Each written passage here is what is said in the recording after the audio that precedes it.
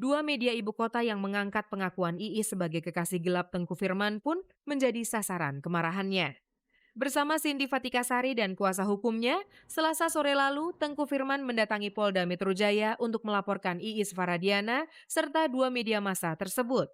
Ia menuduh mereka telah menyebar fitnah serta mencemarkan nama baiknya. Berhubung adanya pemberitaan di dua tabloid yang sudah disebarluaskan, yang seolah-olah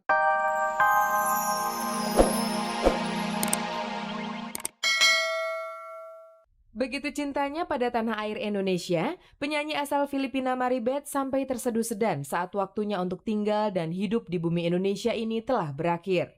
Dengan berat hati ia angkat kaki dari negeri impiannya itu menuju tanah kelahirannya.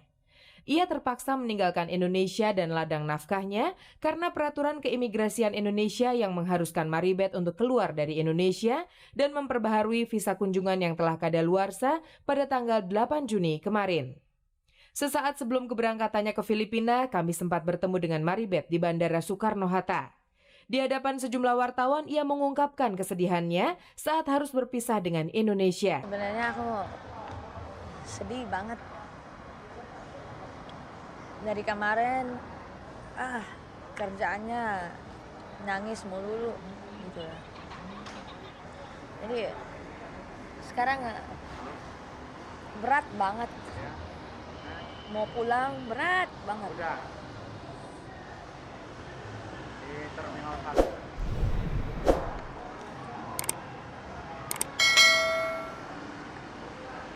I don't know what to say. I just wanna say terima kasih banyak semua. Kerjaan saya di sini udah selesai. Thank you semuanya. Status Maribeth, jadi sebenarnya dia pemegang visa kunjungan ya. Nah, ini kan kaitannya mau jadi WNI itu dia. Orang asing ya harus bertempat tinggal di Indonesia itu 5 tahun berturut-turut gitu. Meninggalkan Indonesia berarti meninggalkan kehidupan serta karir yang sudah dibangunnya di sini. Ia mengaku tidak yakin dapat memperoleh kembali semua itu di negara asalnya nanti. 18 tahun baru mau balik hari ini. Jadi aku bawa berat banget. Aku tinggalin semua teman-teman di sini. Jadi aku mau pulang. Takut. Setelah beberapa tahun menetap dan mendulang penghidupan di Indonesia, ia sempat memutuskan untuk berpindah kewarganegaraan menjadi WNI. Berbagai usaha telah ia tempuh, termasuk mencari pria Indonesia yang cocok untuk dijadikan pasangan hidup. Sayangnya semua itu tidak membawa hasil. Waktu dulu pingin banget WNI. Sekarang nolak. Aku benar-benar cinta sebesarnya. 100% cinta Indonesia banget. Kalau ada yang mau naksir dia, jadi itu aja pasal 7.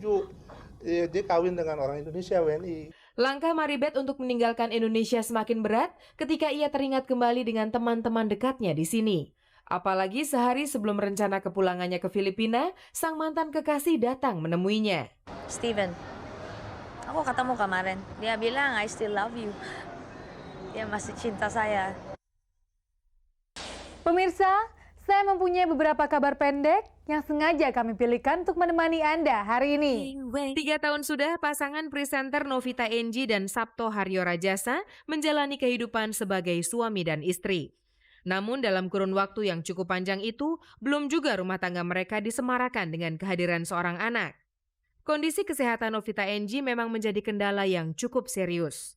Sejak ia menderita kista pada rahimnya, kehamilan yang begitu ditunggu-tunggunya itu semakin sulit untuk terwujud. Meski sempat menjalani operasi pengangkatan kista pada tahun 2003 lalu, kondisi rahim Enji tetap belum memungkinkan ia untuk segera hamil. Bahkan dokter sempat memprediksi kista yang telah mengalami pengangkatan sebanyak 2 kali itu akan kembali bersarang di rahimnya. Untuk menghindari hal itu, dokter menganjurkan Enji agar melakukan terapi hormon. Berarti keinginannya untuk segera punya anak pun semakin tidak jelas. Salah satu yang harus aku jalanin, treatment yang harus aku jalanin adalah suntik hormon untuk jadi itu sebenarnya terapi hormonnya dalam bentuk waktu itu aku jadi nggak boleh dicegah menstruasinya gitu. Jadinya harus dicegah karena kista itu kan, kistanya aku itu penyebabnya dari situ gitu. Jadi, saat itu ya udah jadi di kayak terapi hormon yang jadi kayak orang menopause gitu sebenarnya, tapi tujuannya untuk supaya nyembuhin kista dulu. Menurut Angie, kista pada rahimnya itu dapat menghilang kalau ia hamil. Tapi sayangnya, kehamilan tidak mungkin dapat terwujud jika kista masih bersarang di rahimnya. Kenyataan itu sempat membuatnya patah arang. Apalagi seorang dokter di Singapura sempat menyarankan Angie untuk mengikuti program bayi tabung.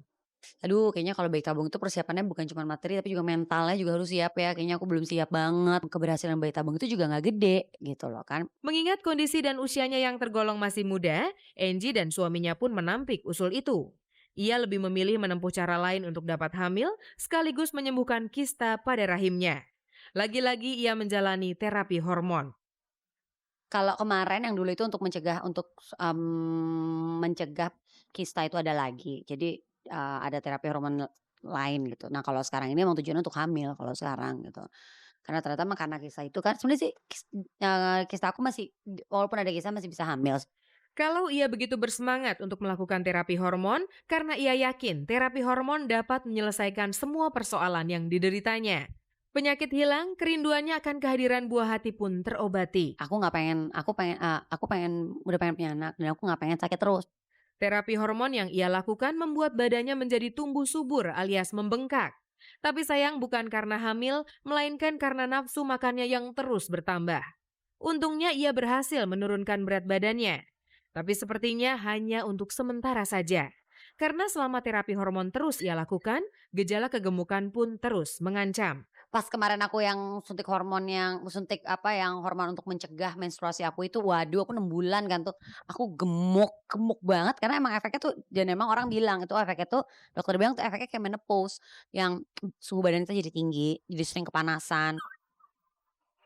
Bagaikan gunung Merapi yang sedang memuntahkan laharnya, kemarahan Tengku Firmansyah akibat pemberitaan sebuah media ibu kota bisa diibaratkan gempa bumi yang memporak-porandakan ketenangan. Tanpa ada satu kata musyawarah pun, Tengku Firmansyah langsung menempuh jalur hukum untuk menjawab kabar tak sedap yang mengusik keharmonisan rumah tangganya. Tidak hanya Iis Faradiana yang menjadi sasaran, 2 media ibu kota yang mengangkat pengakuan Iis sebagai kekasih gelap Tengku Firman pun menjadi sasaran kemarahannya. Bersama Cindy Fatikasari dan kuasa hukumnya, Selasa sore lalu Tengku Firman mendatangi Polda Metro Jaya untuk melaporkan Iis Faradiana serta 2 media massa tersebut. Ia menuduh mereka telah menyebar fitnah serta mencemarkan nama baiknya. Berhubung adanya pemberitaan di 2 tabloid yang sudah disebarluaskan, yang seolah-olah si Tengku Firmansyah ini sudah melakukan hubungan gelap selama kurang lebih 5 bulan dengan Iis Faradina. Dong, Cindy. Aku sebenarnya di sini hanya mensupport Firman karena di sini kan Firman yang bersangkutan yang difitnah. Jadi saya tahu berita itu tidak benar dan saya tahu setiap harinya saya ini ngapain aja gitu. Jadi kalau misalnya ada orang yang ngarang-ngarang dan media dengan mudah menurunkan berita itu tanpa menghiraukan perasaan kita, ya kita pengen masalah ini dituntaskan sampai selesai. Tapi sempat curiga nggak sih dia? Saya curiga nggak pernah. Saya cuma nanya kamu kenal nggak sama perempuan ini, dia nggak kenal dan itu. Kalau itu solusi yang terbaik di mata Firman dan sebagai warga negara, ya kita mengikuti. Jalur hukum yang diambil Tengku Firmansyah untuk menyelesaikan persoalan ini, ia janjikan tidak akan berhenti di tengah jalan. Bagi siapapun yang sudah terlanjur menyebar fitnah, menurut Firman harus berani menuai akibatnya.